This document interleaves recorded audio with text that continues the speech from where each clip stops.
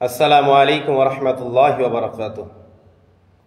কোরআনে এবং হাদিসের মধ্যে যারা ব্যঙ্গ করবে, তুচ্ছ তাচ্ছিল্য করবে, যারা মানুষের উপরে কুধারণা রাখবে, সবসময় মানুষকে পচাইতে চাবে, মানুষের ইজ্জত সম্মান নষ্ট করতে চাবে, মানুষকে তুচ্ছ তাচ্ছিল্য করা, তার সম্মান, তার অবস্থানকে নষ্ট করতে চাবে, এদেরকে কোরআন হাদিসে কত জায়গায় আল্লাহ পাক এবং আল্লাহ রাসূল সাল্লাল্লাহু আলাইহি সাল্লাম কতভাবে ধমকি দিয়েছেন, কত আযাবের কথা বলা হয়েছে। এবং এটা কোনো মুমিনের শান না। আমি তো মনে করি এই ব্যবহারগুলা কোনো অমুসলিম যাদের একটু বিবেক আছে তারাও এই ব্যবহারগুলো করতে পারে না। এই যে আমিরের অনুসরণে দাওয়াত ও তাবলীগের যে মূলধারার মেহনত ইলিয়াস রহমতুল্লাহর মাধ্যমে আল্লাহ পাক দোবারা যে চালু করছেন এবং উনি এই নিজামুদ্দিন মার্কাজ থেকে যে মেহনতকে আঞ্জাম দিয়েছেন, ওই মার্কাজের সাথে বর্তমান ওয়াক্তি আমিরের সাথে জুড়ে যারা কাজ করে তাদের ইজতেমা হয়ে গেল আলহামদুলিল্লাহ। তাদের ইজতেমাতে মেহমান কয়জন আসলো কি না আসলো এটা তো কোনো প্রশ্নই ওঠে না। কেন? যে তাদের ইজতেমার তারিখ 8ই ফেব্রুয়ারি পর্যন্ত তারা 100% কোনো কনফার্ম নাই যে ইজতেমা হবে কি হবে না, হতেও পারে নাও পারে, বিভিন্ন দোদুল্যমান অবস্থা। 9ই ফেব্রুয়ারি তাদেরকে মাঠ বুঝিয়ে দেওয়া হয়েছে, তাও অর্ধেক দিন চলে যাওয়ার পরে। যাই হোক, এই অল্প দিনের মধ্যে কিভাবে বিদেশিরা আসবে, আমরা খবর পেয়েছি অনেক বিদেশি মেহমান তারা কাগজপত্র জমা দিছে কিন্তু তাদের ভিসা পায়নি। আবার অনেক মেহমান যারা আগে আসছিল, হাজার হাজার মেহমান আগে ছিল, ওই মেহমানগুলোর মধ্যে অনেক মেহমানরা তাদের সময় বাড়াইতে চাইছে কিন্তু পারে নাই। যেহেতু ইজতেমার তারিখ 2-3 মাস আগে একটা ফয়সালা হয়, আর সেই তারিখকে সামনে রেখে বিশ্বের বিভিন্ন রাষ্ট্র থেকে এই দেশে আসার যে রাষ্ট্রীয় প্রসেস আছে সেগুলো করতে থাকে।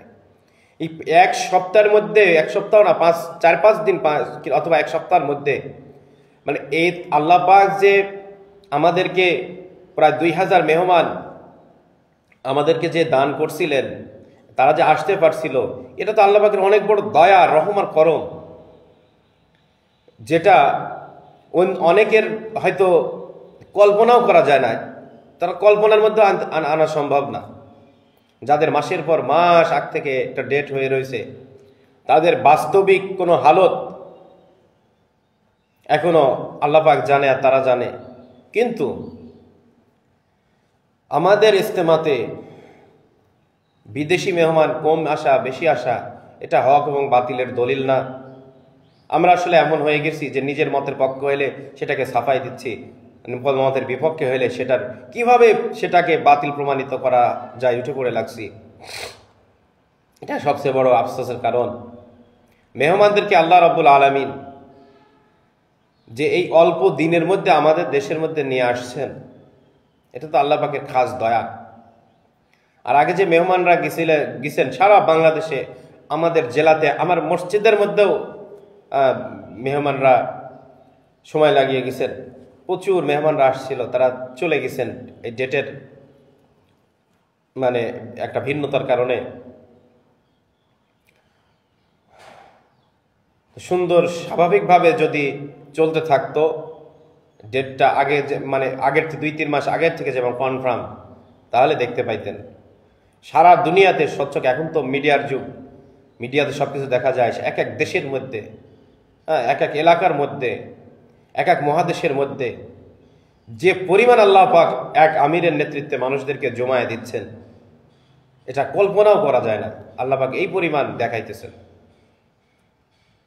তো আশা করি এগুলা নিয়ে আমরা কাউকে তুচ্ছতাচ্ছিল্য করা, ব্যঙ্গ করা, এরপরে বিভিন্ন মিথ্যা প্রোপাগান্ডা ছড়ানো, এটা আমাদের উপরে বড় আল্লাহ পাকের আযাব, অসন্তুষ্টির কারণ হবে। তারপরেও আরো আফসোস লাগে যে যদি ধর্মীয় লেবাস পোশাক পরে যদি এগুলি করা হয়, এটা বড়ই আফসোসের কারণ। আমার মতের বিপরীত, আমার মতের সাথে আরেকজনের মতে পড়ে না, তার মতো সে মেহনত করে, বাস আলহামদুলিল্লাহ। কিন্তু না, আমি আমার মতকে প্রতিষ্ঠিত করবো, অন্য মতকে যে কোনোভাবে দাওয়াইবে, এর জন্য এরকম তুচ্ছতাচ্ছিল্য করা, ব্যঙ্গ করা, অনুমান করা, কুধারণা করা, অপপ্রচার করা, এটার থেকে আল্লাহ পাক আমাদের সবাইকে হেফাজত করেন।